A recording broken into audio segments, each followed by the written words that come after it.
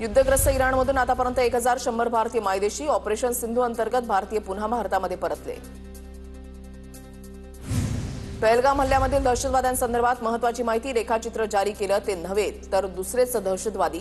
NIA तपासामधून माहिती उघड. दहशतवाद्यांना आश्रय दिल्याच्या आरोपाखाली 2 जणांना अटक. सूत्रांची माहिती. सिंधू जलकरारावरील स्थगिती उठवली नाही तर पुन्हा युद्ध करू. पाकिस्तान युद्धाद्वारे सर्व 6 नद्या ताब्यात घेईल. पाकिस्तानचे माजी परराष्ट्र मंत्री भुट्टो यांची पोकळ धमकी. वारीमुळे रस्ता जाम होतो मात्र आम्ही नमाज पडल्यावर तक्रारी करतात. अबू आझमींचं वादग्रस्त वक्तव्य. विधानामुळे राजकीय वादंग निर्माण होण्याची शक्यता. अबू आझमींना वादग्रस्त वक्तव्य करण्याची सवय. वादग्रस्त वक्तव्य करून प्रसिद्धी मिळवतात. मुख्यमंत्री देवेंद्र फडणवीसांची प्रतिक्रिया.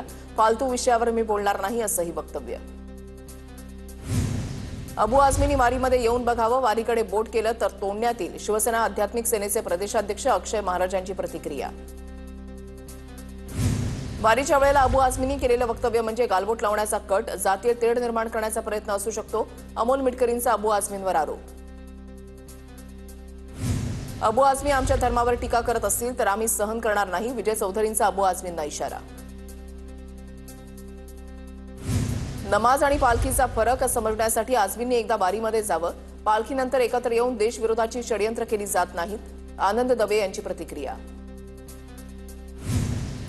मुस्लिम बांधव कधी हिंदू कार्यक्रमाला विरोध करत नाहीत. एक 4 फुटाचा माणूस दररोज मुस्लिमांवर बोलतो. अबू आझमींची नाव न घेता नितेश राणेंवर टीका.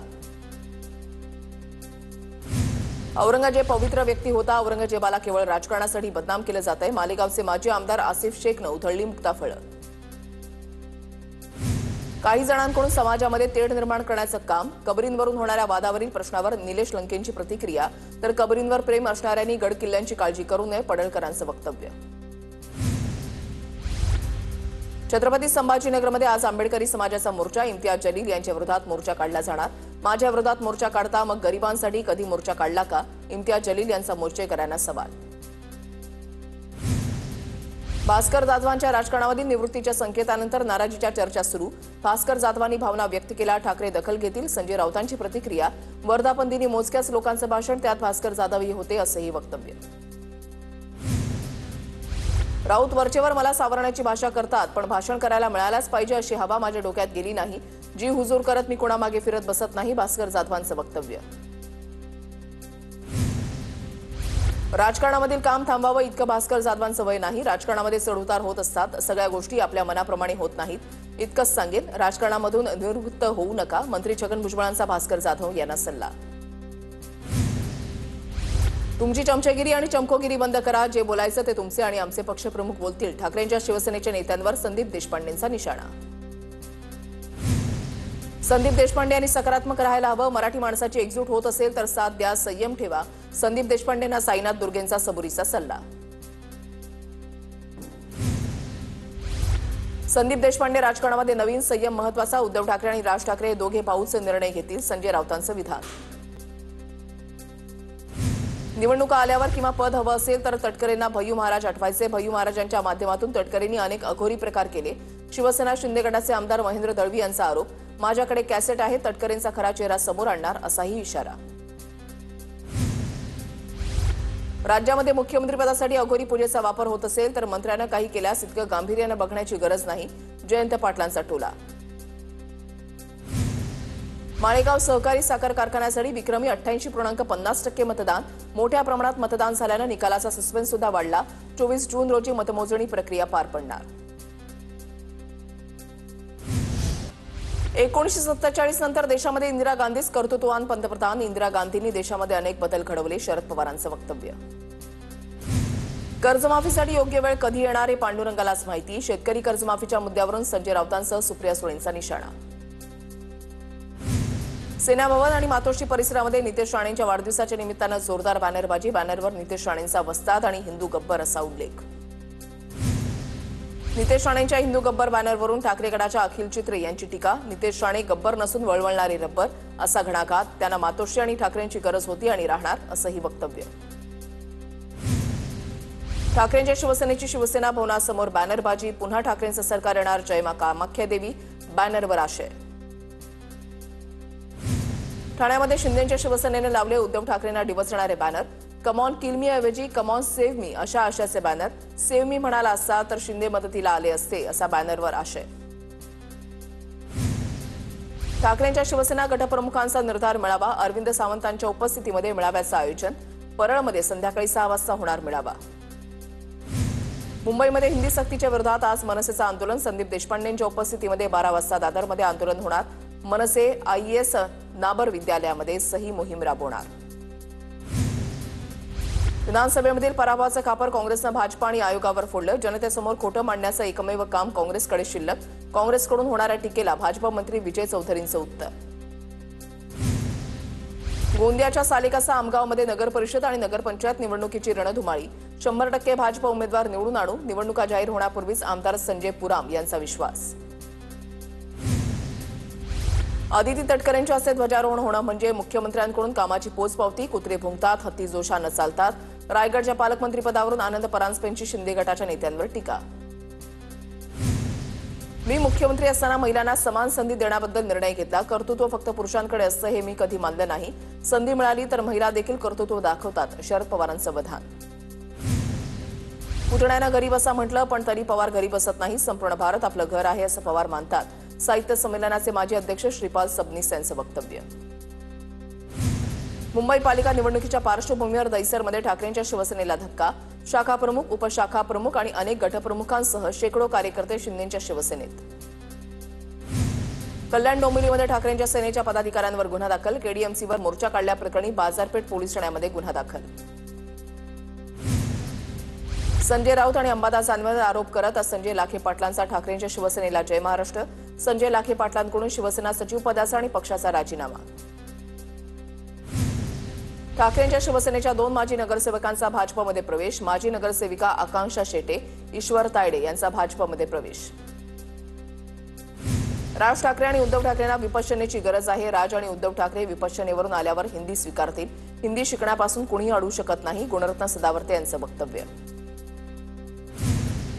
तेजस्वी घोसाळकरांनी उद्धव ठाकरेंची भेट घेतली. मुंबई बँकेच्या संचालकपदी नियुक्ती झाल्यानंतर घेतली ठाकरेंची भेट. कुंभमेळा मंत्री म्हणूनच काम करतोय. शॅडो पालकमंत्री पदाच्या प्रश्नावर गिरीश महाजनांची प्रतिक्रिया. आता तुम्हीच मुख्यमंत्र्यांना सांगा, पालकमंत्री लवकर जाहीर करा. पत्रकारांच्या प्रश्नावर मिश्किल वक्तव्य. आमदार विक्रम काळे यांच्या पीएकडून सरपंचपतीची फसवणूक. बीडमधील सरपंचपती उत्तरेश्वर खताळ यांची 6,70,000ची फसवणूक. नांदेडमधील पवारांच्या राष्ट्रवादीमधील पदाधिकाऱ्यांचा दादांच्या राष्ट्रवादीमध्ये प्रवेश. पवार गटाचे देगलूर तालुकाध्यक्ष अंकुश देसाई आणि महिला तालुकाध्यक्ष तारकेश्वरी पाटील यांचा दादांच्या राष्ट्रवादीमध्ये प्रवेश. आमदार प्रतापराव पाटील चिखलीकर यांच्या उपस्थितीमध्ये पक्षप्रवेश. ज्ञानेश्वर माऊलींची पालखी आज सासवड मुक्कामी. वारकरी हरिनामाच्या भजनामध्ये दंग. दरम्यान श्री संत सोपान काकांच्या पालखी सासवडवरून प्रस्थान होणार आहे. संत तुकाराम महाराज यांची पालखी लोणी काळभोर इथे विसावली. खासदार सुप्रिया सुळे पालखीमध्ये सहभागी होणार. आषाढी यात्रेमध्ये पंढरपूर शहर आणि परिसरामध्ये तब्बल 10 दिवस मांस विक्रीला बंदी. आषाढी यात्रेच्या आधी 7 दिवस आणि नंतर 3 दिवस पंढरपूर शहर आणि पालखी मार्गावर मांस विक्री बंदी असणार. पालकमंत्री जयकुमार गोरे यांचा मोठा निर्णय. उजनी धरणातून सोडलेलं पाणी पंढरपूरमध्ये दाखल. चंद्रभागेच्या पात्रामध्ये एक लाईफ गार्ड बोट आणि 10 प्रशिक्षित स्विमर तैनात. 14 एप्रिल रोजी पंढरपूरहून सुरू झालेली ग्लोबल वारी यूकेमध्ये दाखल. नेपाळ, चीन, रूस, बल्गेरिया आणि फ्रान्स अशा 21 देशांच्या सीमा ओलांडून वारीची लंडनच्या टॉवर ब्रिज इथे सांगता. 7 समुद्रपार टाळ मृदंगाच्या आणि ढोल ताशांच्या गजरामध्ये पादुकांचं स्वागत. पुणे, रायगड, रत्नागिरीमध्ये आज हवामान विभागाचा ऑरेंज अलर्ट जारी. तर मुंबई, ठाणे, पालघर, सातारा, कोल्हापूर जिल्ह्याला येलो अलर्ट जारी. आंबोलीमधील मुख्य धबधब्यावर पर्यटकांची गर्दी. पर्यटकांनी गर्दी केल्यामुळे काही वेळ घाटामध्ये वाहतूक कोंडी. त्यामुळे घाटातून प्रवास करणाऱ्या वाहन चालकांना मनस्ताप सहन करावा लागला. रत्नागिरीमधल्या प्रसिद्ध देवस्थान असलेल्या मार्लेश्वरमधील धबधबा प्रवाहित. मंदिरामध्ये दर्शन घेण्यासाठी आलेल्या भाविकांसाठी धबधबा आकर्षणाचा केंद्रबिंदू. भीमाशंकर जवळच्या कोंढवळ धबधबा ओसंडून वाहण्यास सुरुवात. धबधबा पाहण्यासाठी पर्यटकांची गर्दी. मुसळधार पावसामुळे सह्याद्रीमध्ये सर्वत्र हिरवळ. जळगावच्या शेळगाव बॅरेजमधून 2600 क्युसेकनं पाण्याचा विसर्ग सुरू. 50 मीटरनं दरवाजे उघडले. शेतकऱ्यांसह नागरिकांना पाणी टंचाईपासून दिलासा. बीडच्या आष्टीमध्ये पावसाची दडी. बळीराजाचा आभाळाकडे डोळे. आष्टीमध्ये सुरुवातीला जास्त पाऊस झाल्यानं पेरणी पूर्ण, मात्र आता पावसाची प्रतीक्षा. चंद्रपूरमध्ये पाऊस लांबल्यानं केवळ 49,000 हेक्टरवर पेरण्या. मृग नक्षत्रामध्ये पाऊस लांबल्यानं पेरण्या खोळंबल्या. जिल्ह्यातील शेतकरी चिंतेत. बुलढाण्याच्या चिखली तालुक्यामध्ये 65% पेरण्या पूर्ण. मात्र पावसानं दडी मारल्यानं शेतकऱ्यांवर दुबार पेरणीचं संकट. नंदुरबारच्या किरकोळ बाजारपेठेमध्ये लोणच्यासाठी लागणाऱ्या कैरीची आवक. कैरी खरेदी करण्यासाठी महिलांची मोठ्या प्रमाणात गर्दी. मे आणि जून महिन्यामधील पावसामुळे धुळे जिल्ह्यामध्ये महावितरणला 50 लाख रुपयांचं नुकसान. अधीक्षक अभियंता नीरज वैरागडे यांची माहिती. सेल्फी काढण्याच्या नादामध्ये पाय घसरला. कोल्हापूरमधील राऊतवाडी धबधब्यातून वाहून जाणारा तरुण थोडक्यात बचावला. इतर पर्यटकांनी तरुणाला वाचवलं. गोंदिया जिल्ह्यामध्ये धान खरेदीसाठी शेतकऱ्यांची अडचण. मार्केट फेडरेशन आणि आदिवासी विकास महामंडळाची धान खरेदी मुदत संपली. धान खरेदी अभावी अडगळीला लवकरच अतिरिक्त मुदत देण्याची मागणी. बुलढाण्यामधील देवरी तालुक्यामध्ये फुलपाखरांचा मुक्त संचार. ढगाळ वातावरणामध्ये परिसरामध्ये फुलपाखरांची गर्दी. फुलपाखरांची सुंदर दृश्य कॅमेऱ्यामध्ये कैद. इचलकरंजीमधील 2 सावकारांच्या विरोधात शिवाजीनगर पोलीस ठाण्यामध्ये गुन्हा दाखल. सावकाराला पैसे परत देऊन गाडीची परस्पर विल्हेवाट लावली. माल वाहतूक गाडीची परस्पर विल्हेवाट लावल्याप्रकरणी गुन्हा. कोल्हापूरच्या इचलकरंजीमध्ये बेकायदेशीर कोयता बाळगल्याप्रकरणी एकाला अटक. स्वप्नील पातलेकडून कोयता जप्त. न्यायालयानं सुनावली 1 दिवसाची कोठडी. मुंबईचा पाणीसाठा 27%. मुंबईवरील पाणी कपातीचं संकट टळलं. 7 तलावांमध्ये 3,88,523 दशलक्ष लिटर पाणीसाठा. मुंबईवरील पाणी कपातीचं संकट टळलं. तलाव क्षेत्रामध्ये पुरेसा पाऊस झाल्यानं पाणीसाठ्यामध्ये वाढ. खासदार शोभा बच्छाव यांच्या उपस्थितीमध्ये उद्योजकांची बैठक. नरडाणा, बाभळे इथल्या उद्योजकांच्या मागण्या शासन दरबारी मांडणार. खासदार डॉक्टर शोभा बच्छाव यांच्याकडून भूमिका स्पष्ट. नंदुरबार जिल्ह्यामध्ये सातपुड्याच्या दुर्गम भागामधील जिल्हा परिषदेच्या शाळांसाठी नव्या इमारती मिळाव्यात. आमदार आमशा पाडवी यांची शिक्षण मंत्री दादा भुसे यांच्याकडे मागणी. धुळे जिल्हा परिषद आणि पंचायत समितीच्या निवडणुकीमध्ये गट आणि गण रचनेसाठी संगणकीकृत नकाशाचा वापर होणार. त्यामुळे गावांचे विभाजन टळणार. नंदुरबार जिल्ह्यामधील ग्रामीण भागामध्ये पंतप्रधान आवास योजनेअंतर्गत 2,58,000 घरकुल मंजूर. आमदार विजयकुमार गावित यांची माहिती. तळोदा आणि धडगाव तालुक्याला जोडणाऱ्या चांसैली घाटाची दयनीय अवस्था. घाटामध्ये दरड कोसळण्याची भीती. पालघरच्या विरारमध्ये खवळलेल्या समुद्रामध्ये पर्यटकांचा अतिउत्साहीपणा समोर. भरतीच्या पाण्यामध्ये पोहण्यासाठी गेलेल्या पर्यटकांना जीवरक्षकांनी बाहेर काढलं. राजकोट किल्ला कालपासून पर्यटकांसाठी बंद. चौथऱ्याच्या दुरुस्तीच्या कामासाठी किल्ला बंद ठेवण्याचा निर्णय. शिवरायांच्या पुतळ्याच्या बाजूला नुकताच चौथरा खचला होता. गणेशोत्सवासाठी कोकणात जाणाऱ्या ट्रेनचं आजपासून आरक्षण सुरू होणार. यंदा गणरायाचं आगमन 27 ऑगस्टला. पालघरच्या शिरगाव चौपाटीवर गैरसोय होत असल्यानं पर्यटकांमध्ये नाराजी. चौपाटी नजीक शौचालय आणि चेंजिंग रूम नसल्यानं महिला पर्यटकांची गैरसोय. घोडबंदर रस्ता 22 जून ते 14 जुलै दरम्यान रात्री बंद राहणार. मुंबई मेट्रो 4 साठी 2 महिन्यांवर तुळई बसवण्याचं काम होणार. त्यामुळे रात्रीच्या वेळेला वाहतूक बंद ठेवण्याचा निर्णय.